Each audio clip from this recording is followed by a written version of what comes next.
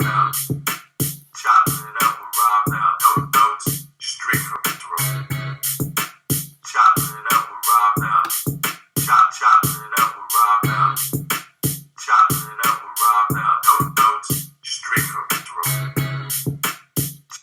Well, good afternoon, good afternoon. Welcome to the latest edition of Chopping It Up with Ramel. No notes, straight from the throat. Well, I'm glad you are able to tune in and make it. Sorry to get to you late, but I wanted to do a pregame show.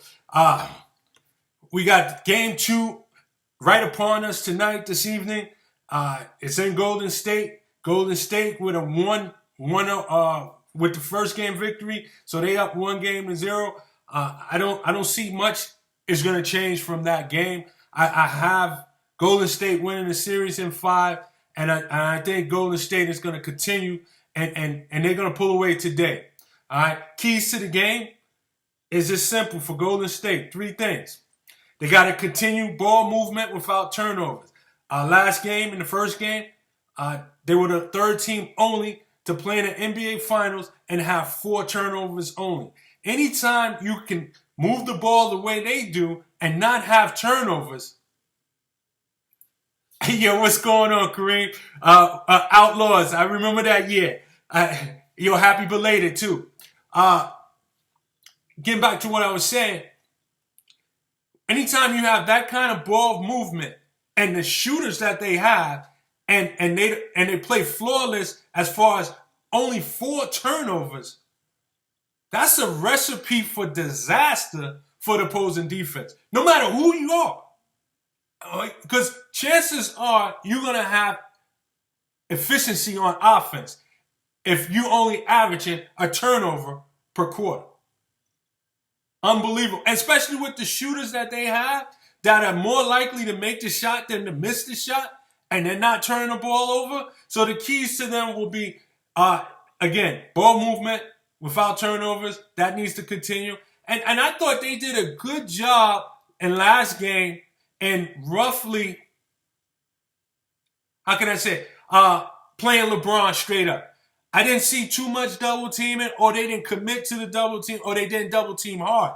Yeah, they showed it, but for the most part, he had a lot of one-on-one drives to the basket. And as a result of it, because LeBron so often doesn't finish when he goes to the basket, he goes up in the air and he looks to pass out to the shooters around the perimeter. Because the double team didn't commit as hard as most teams, when he threw that ball out, it was intercepted. And he said it best. I'm taking a quote from LeBron. He said, when you throw turnovers like that, it's like throwing it to Deion Sanders because it's a pick 6 going the other way. And he was absolutely right. To me, his 29 points in game 1 and 8 turnovers that led to about 16 points or more, that takes away from his 29 points.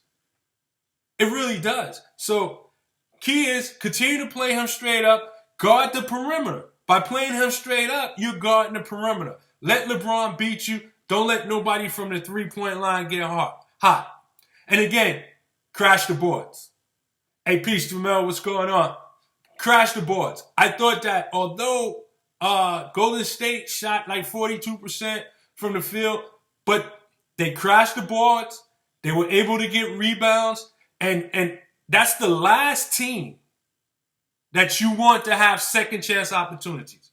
Not with the shooters that they have. If you're giving them 2 shots to make a basket, again, that is recipe for disaster. So the keys for Golden State is clearly ball movement without turnovers, continue to play LeBron one-on-one, and continue to crash the boards.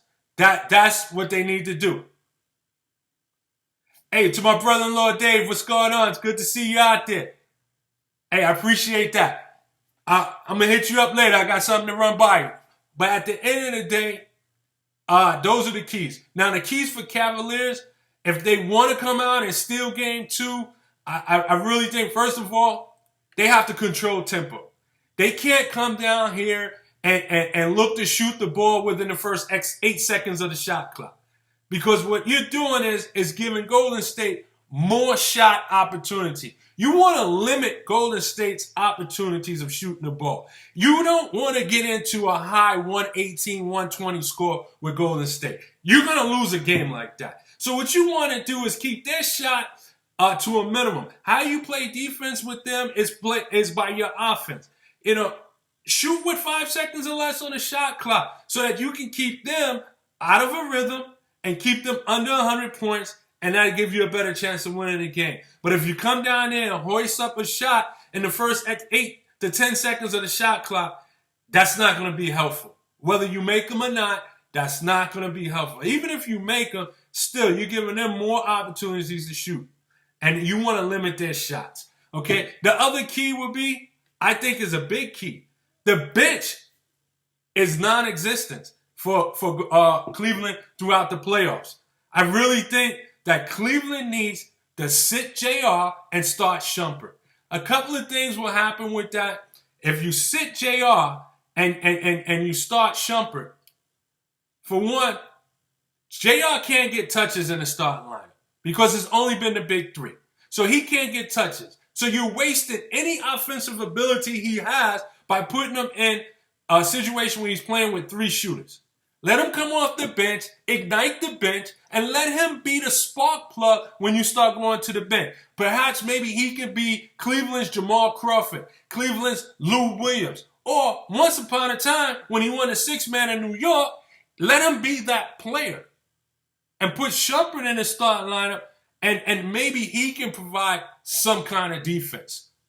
And then third, no turnovers.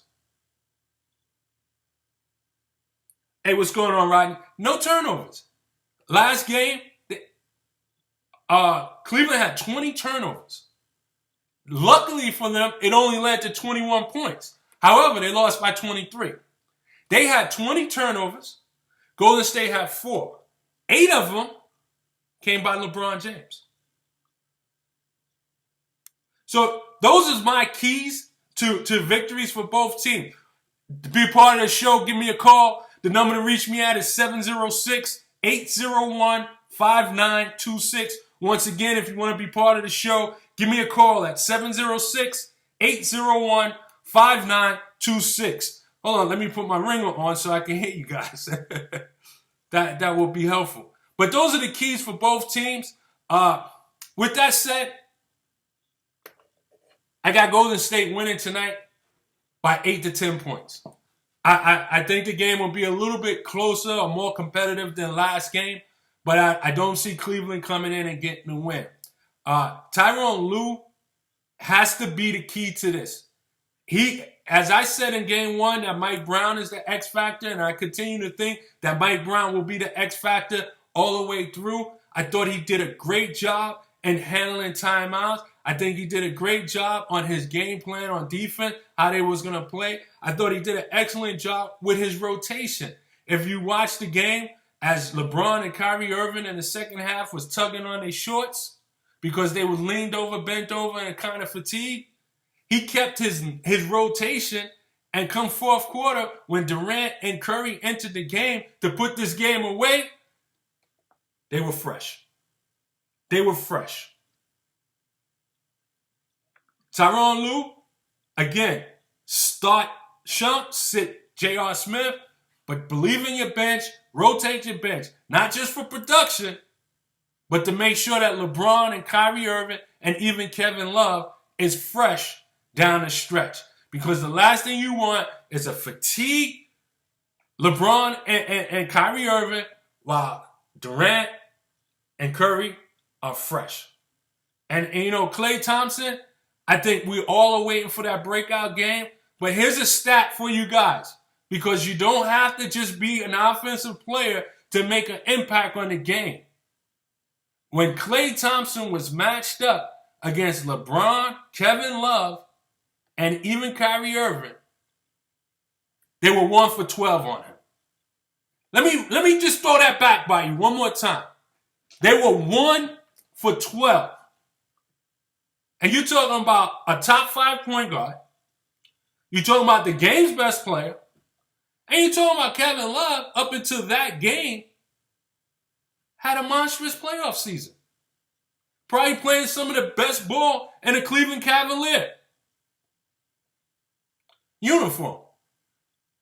But they went a combined 1 for 12 against Klay Thompson. Hey, again, if you want to be part of the show, give me a call, 706-801-5926. Love to hear from you. So what I'm saying to you is this. Yeah, we're waiting for Klay Thompson to have that breakout game. But if he continues to play defense the way he was playing defense in game one, and Durant and Curry is able to do what they did and repeat that, then it's no need for his shot. All he needs to do is just hit a key basket or a key layup here and there. And as far as the layups, the back door is open. The back door is open because they don't have an answer.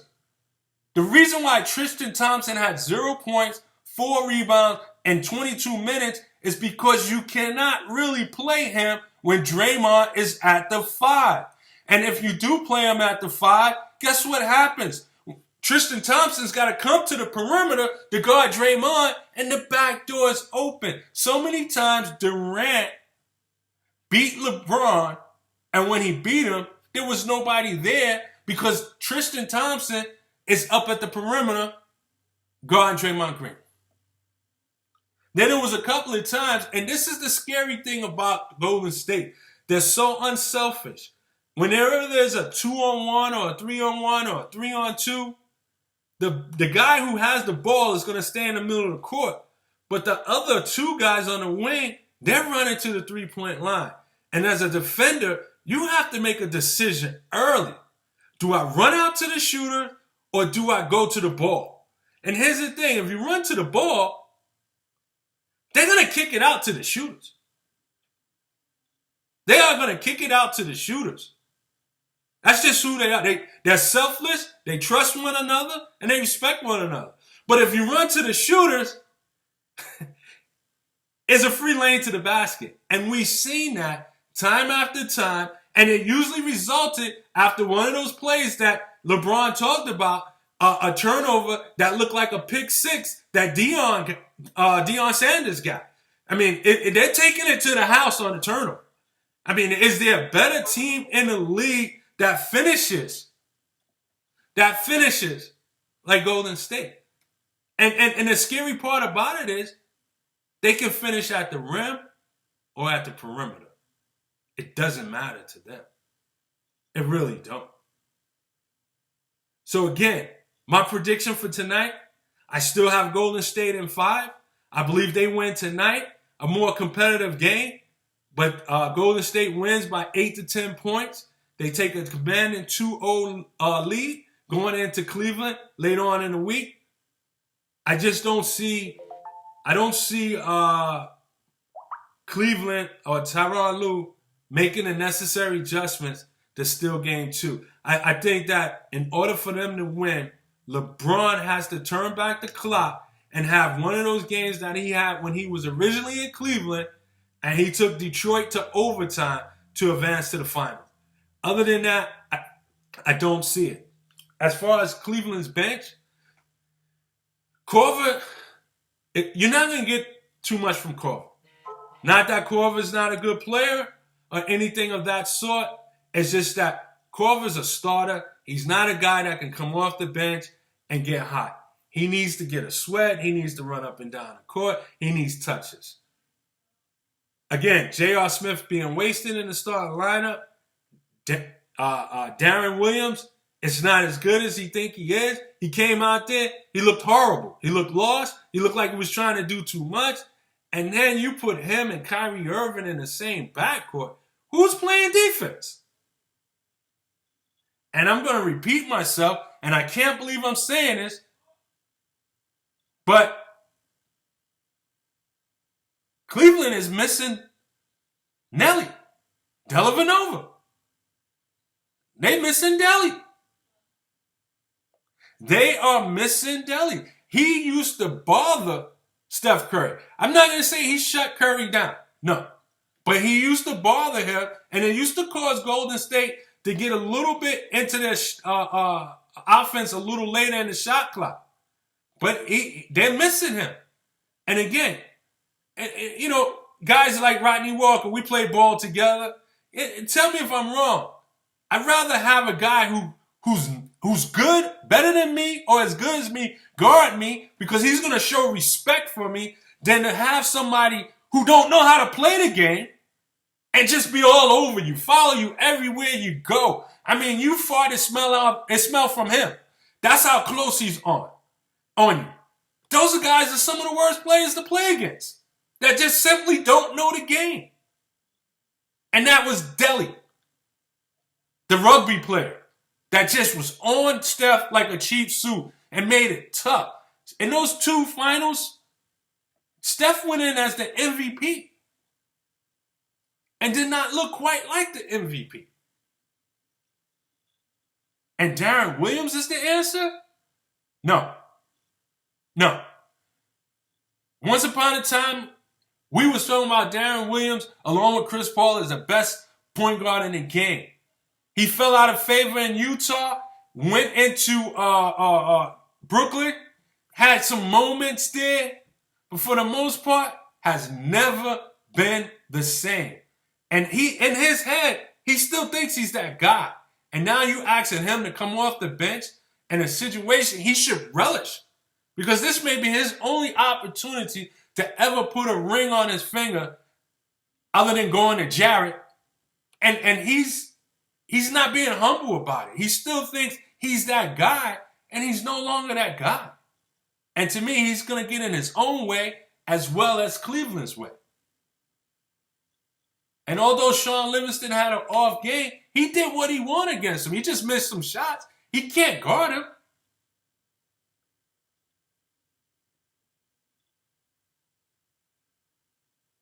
I personally think Cleveland's in trouble and they cannot win this series. No ifs, ands, and buts about it. They don't have an answer to the 4 All-Stars that's on this team. Remember, at all times, there's 2 All-Stars on the court. They can't match up to that. And the fact that they have that, there's 2 that's always getting rest. Something that this Cleveland team cannot provide for their All-Stars is rest.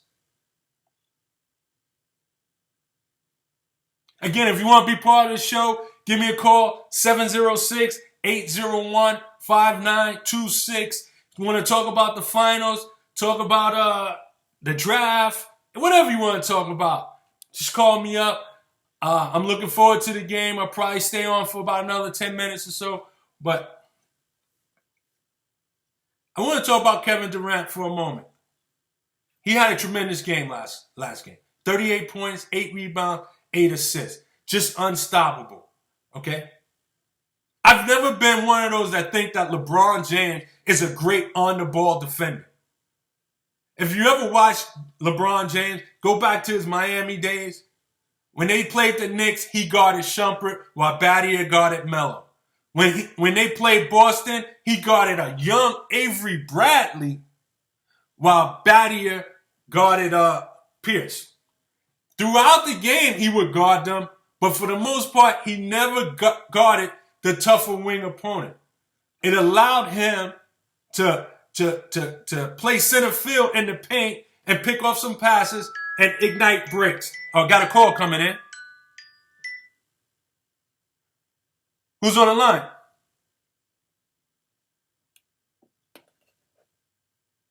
Who's on the line? It's Jamel, what's good? Oh, Jamel, peace, Jamel. How you doing? Peace, I'm alright, yo. I'm listening to you. Yes. And it's something that's always been on my mind, and I want your take on it. Okay. Why, like we talking about the defense with Cleveland. I mean, the defense, the mismatches that's going on with Cleveland. Okay. You know what I'm saying? They're all over the place. You know what I'm saying? All types of mismatch being created by Golden State. Why is it taboo in the NBA to play zone? Okay. When that might be a cure for Cleveland to be more competitive on defense. Well, here's the thing about the zone defense. If you play a zone defense, the one good thing you might have is Tristan Thompson somewhere near the basket that maybe can stop some in the back door. The problem is the worst team to play zone against it's going to be Golden State. Because Golden State will shoot just as many 3-pointers as they will shoot 2-pointers. And remember, 1-3-1. well, here's the thing. On the 1-3-1, you got to be quick. Because, see, one thing you can't do, you can't outmove faster than the ball. And you're talking about one of the most selfless team that I've ever seen. The most selfless team. I mean, you got the only team that played as selfless as this, but they didn't win. And these guys seem to win. And maybe the Sacramento Kings, where they had Divac, Weber, Christie, Stavakovic, and Jason Wood, White Chocolate over there. They all averaged about 4 assists apiece in one season. That's unheard of. And they have that same kind of feeling over here in Golden State. They're going to move that ball. I think zone is not a bad idea. They may want to come out and try to play a zone, but a lot of times the zone leaves the perimeter open. And that's the one thing you don't want to do, because you can have Clay drop down in the corner on that 1-3-1. You can have Durant drop down in the other corner. And it's just going to be a tough task. And remember, Draymond Green is not going to be out down in the paint. So Tristan Thompson's got to come up and step up. But I agree with your assessment on that. But it's probably easy said than done, because this Golden State team, they can hurt you in so many ways, Jamal, whether it's outside or inside. Well, yeah, no, you're right. I mean, I pretty much come to the conclusion that Cleveland does not even have a chance this year. I agree with you. I really do. I'm so to the. So basically, what I'm saying is that why don't they try something? Because what they're doing is not working, and there's no. You don't even see it possibly working in the near future. So why not? What do they got to lose to mix it up, try something, give them a different look? That's all I'm saying. I think Cleveland's best defense will be their offense, and not necessarily just scoring, but more so how they score. Ja, I really think that what you want to do is try to keep this team under 100 points. And the only way... Slow down the ball. Limit their possessions, right? Limit their possessions. Shoot with 5 seconds left on the shot clock. Hope that they don't establish a rhythm. Knock them out of their rhythm, and maybe you steal a game. And here's the thing. They probably can post up better than Golden State, because I think Kevin Love... remember, he used to post up in Minnesota. He got away from it in Cleveland. Try that. That's the only thing that I think. And look, San Antonio didn't run with them. Right. San Antonio played that kind of game. And up until Kawhi Leonard was hurt, they was up by 25. I'm not saying that they would have beat them in the series, but at least they showed a blueprint on how you can be effective against them is by taking over tempo. Yeah. But obviously, the way it looks, bottom line is, they're being outplayed, outcoached, all of the above. That's just the bottom line. And here's the thing. I mentioned this before on the show. I don't know if you caught it. How deep is Golden State? If Durant goes out, they still win ball games. They got a starting 5 on their bench, right? I mean, look, their 6th man is a Finals MVP, right? Exactly. But now here's another thing, John, I want to run at you. Steve Kerr goes down. Luke Walton not only does a great job, but he gets a job. Okay? Steve Kerr goes down again, and they bring in another coach, and he's been to the finals. I mean, listen, how deep is this team, man? Have you seen anything like this before? It's just so ugly to watch. I'm enjoying it because I'm rooting for Golden State. Right. It's ugly to watch how these NBA players just look. The Golden State makes them look so fucking so college. You know what I'm saying? They making them look like they're not even an NBA team. And the sad thing about it is that someone asked me, is Golden State Warriors the best team ever? And I have to answer this I think that's still a way to see, but from wins and losses and accomplishments, no. That's what I'm saying. No. That's still a way. That's still a work in progress. But are they the best team ever assembled that plays as a team? I'm going to say yes, because their success on the court of winning games, it doesn't change with who's coaching them. Whether it's Luke Walton, Steve Kerr, or Mike Brown. Ja, I believe you or me can get quality wins and numerous wins of coaching these guys because they simply know how to play together.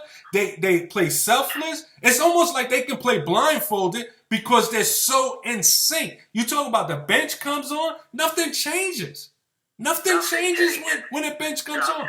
I mean, you got Iguodala that's in a contract year that probably could start on just about 90% of the teams in the league, continues to be happy coming off the bench. Sean Livingston is in a walk year, and I guarantee you both of them will take less money to come back.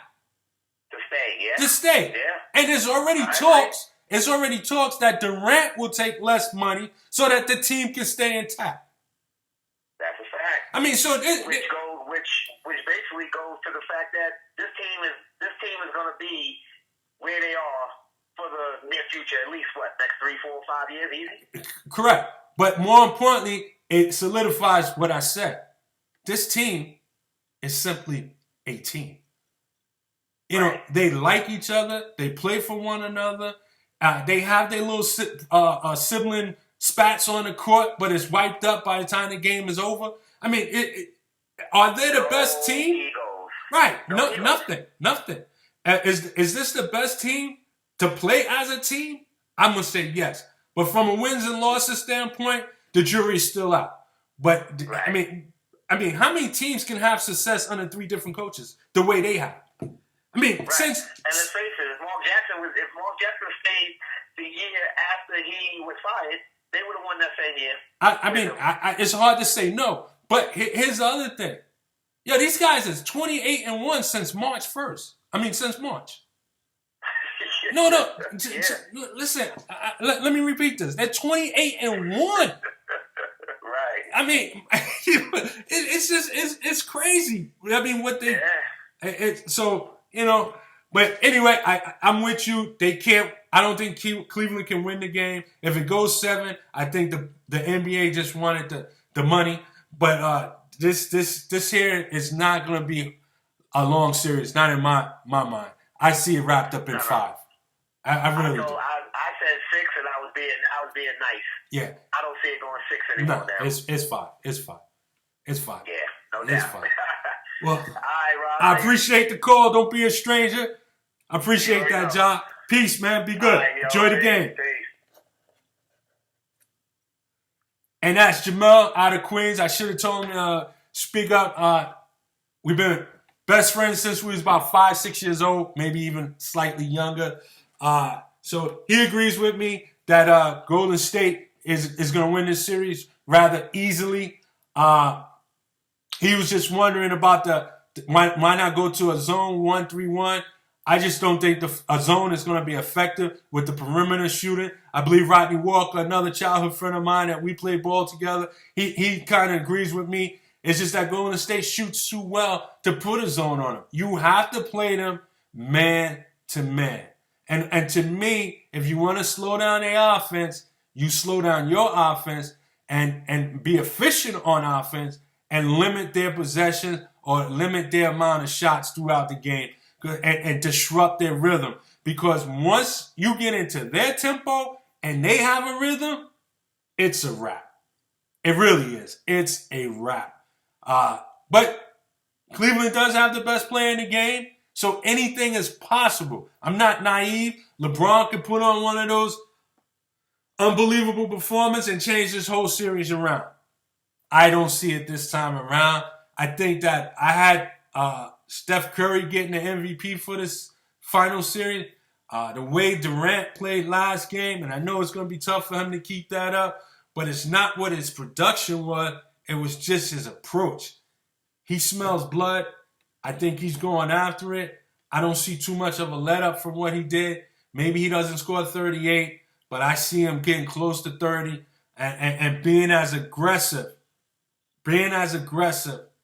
As he was last game. For Golden State fans and for those who are cheering on Golden State, I think you're going to be in for a treat tonight and you're going to be very happy with the outcome in the series. I really don't see it going past 5, so it should be fun. Listen, that's going to do it for the show. I appreciate you guys tuning in, making comments. Definitely appreciate Jamel for calling up and giving us some of his thoughts and his questions and insight. And enjoy the game. We'll chop it up soon. Peace and blessings. And y'all have a good day. Remember, this is Ramel for Chopping It Up with Ramel. No notes, straight from the throat. Y'all be good. Chopping it up.